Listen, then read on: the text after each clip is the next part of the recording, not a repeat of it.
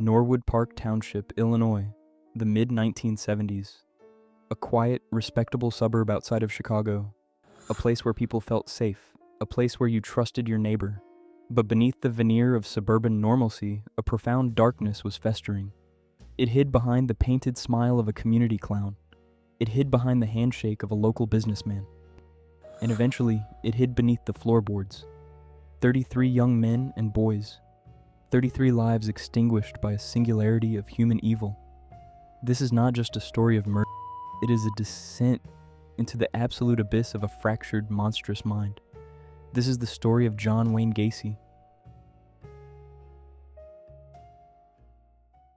To understand the darkness, we must first understand the mask. Gacy's early life provided the blueprint for his fractured psyche. Growing up under an abusive, alcoholic father who belittled him at every turn, Gacy learned early on that survival meant compartmentalization. He learned to hide his true self. By the 1970s, the adult Gacy had perfected the façade. He was a successful contractor, the owner of PDM Contractors. He was a Democratic precinct captain. He was the guy who organized the neighborhood block parties. And, most chillingly, he was Pogo the Clown, volunteering at children's hospitals and charity events.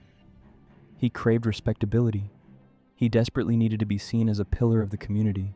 This desperate need for external validation was the dam holding back a torrent of sadistic depravity. He was the ultimate Jekyll and Hyde.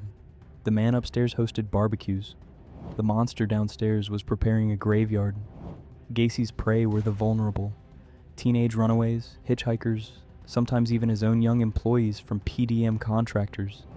He patrolled the streets of Chicago like a nocturnal predator, utilizing his authoritative demeanor, sometimes even flashing a fake police badge to lure them into his car. Once back at his Summerdale home, the mask disintegrated completely. Gacy didn't just kill, he enacted complex rituals of dominance and control. He often used the handcuff trick, convincing victims to let him demonstration a magic trick, only to snap the cuffs on and trap them. The friendly businessman instantly transformed into a sadistic captor. The torture that followed was the manifestation of a mind completely divorced from empathy, but the true horror lay beneath the house, the crawl space, a cramped, damp, unlit area with barely enough room to crawl. This became Gacy's personal underworld. He buried them tight, sometimes stacking bodies on top of one another as space ran out. He covered the smell with lime and acid, a futile attempt to mask the stench of death that began to permeate the suburban air. The sheer volume of the killing speaks to a compulsive, insatiable hunger. Between 1972 and 1978, the pace accelerated.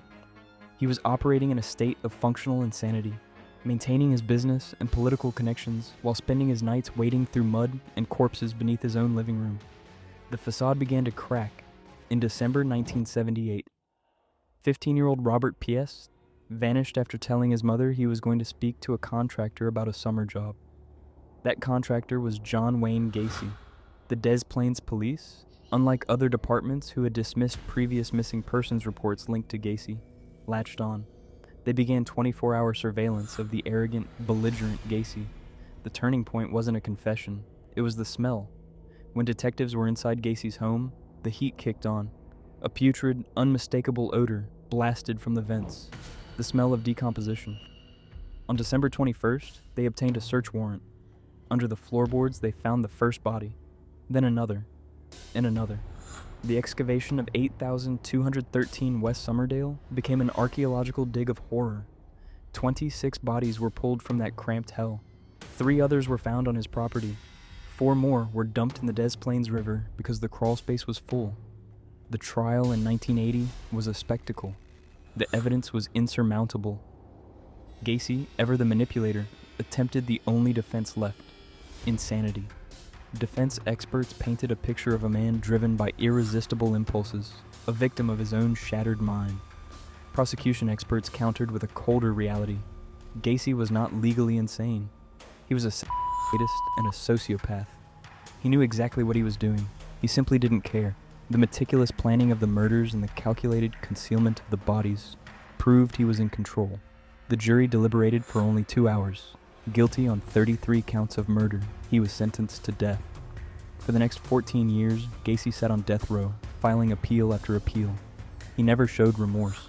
In interviews, he portrayed himself as a victim of a frame-up, blending lies with half-truths, utterly incapable of accepting responsibility. It was the final, desperate act of a narcissist refusing to let go of the narrative. On May 10, 1994, John Wayne Gacy was executed by lethal injection. His final words were as coarse and defiant as his life. Gacy is gone, but the scar he left remains. He shattered the illusion of suburban safety. He proved that the most terrifying monsters don't hide in caves. They hide in plain sight, wearing suits, telling jokes, and living right next door. The darkness of John Wayne Gacy wasn't just that it was how easily he passed for one of us while doing it. Please show support for Zoomalyze by liking and sharing this video, and consider subscribing to Zoomalyze. Thank you.